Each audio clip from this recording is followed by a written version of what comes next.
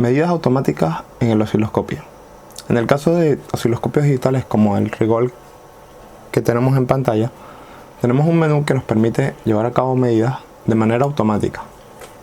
Por lo tanto, para activarlo simplemente vamos a Measure, el botón de Measure o medidas, si lo tuviéramos en español. Seleccionamos el canal, ¿ok? Canal 1 o 2, en este caso solo tenemos el 1 activado.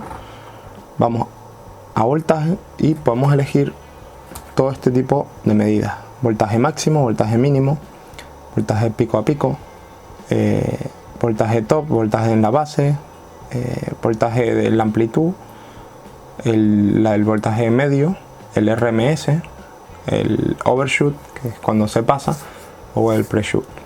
¿Ok? Vale. Esto lo va a medir bien siempre y cuando nuestra señal esté bien puesta en nuestra,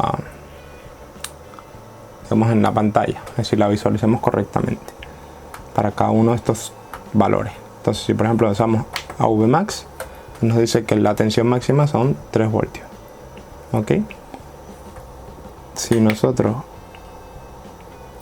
bueno, si se fijan, son 3 voltios porque está saliendo la señal cuadrada, que son 3 voltios pico a pico, o de 0 a 3 voltios. ¿Ok? Entonces,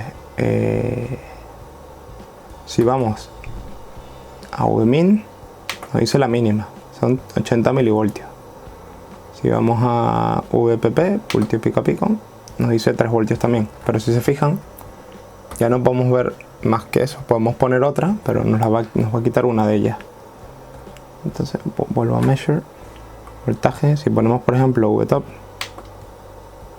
ya la primera nos la quita y tenemos VTop ahí. Entonces,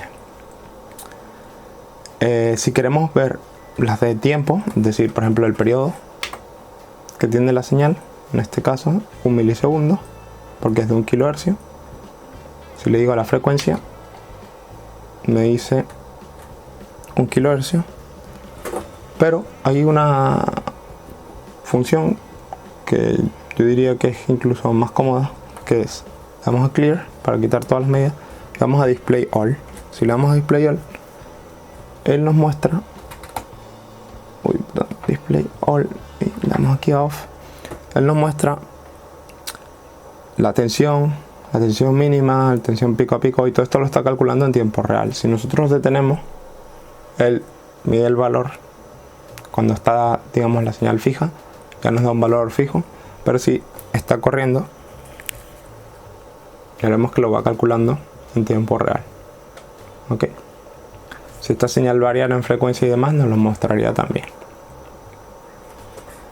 Además, me gustaría mostrar que para que lo mida bien, hay que poner, digamos, la señal en una forma que se visualice correctamente. Por ejemplo, si yo mido tensión y yo amplifico, si se fijan, casi todas las medidas nos dan error porque no está la señal completa dentro de la visualización.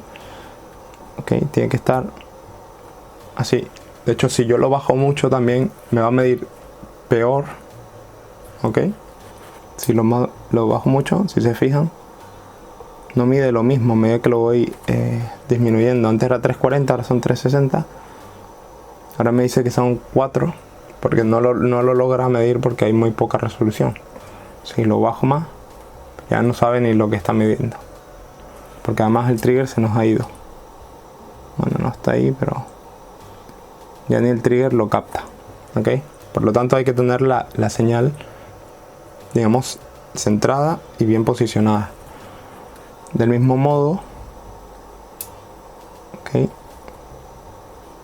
mientras más parte de la señal esté dentro de nuestra pantalla, mejor, porque mejor lo va a medir. Si yo hago lo mismo pero con la base de tiempo, la tensión seguramente sí que la mida correctamente, pero si se fijan, la frecuencia nos dice que son 25 hercios, que no es verdad.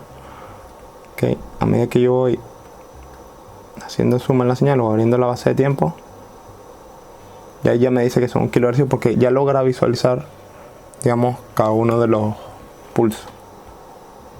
Okay. Entonces hay que tener en cuenta eso. que no siempre nos va a medir bien. Tenemos que colocar siempre la señal que se visualice de manera correcta en la pantalla para que el osciloscopio sea capaz de medirlo.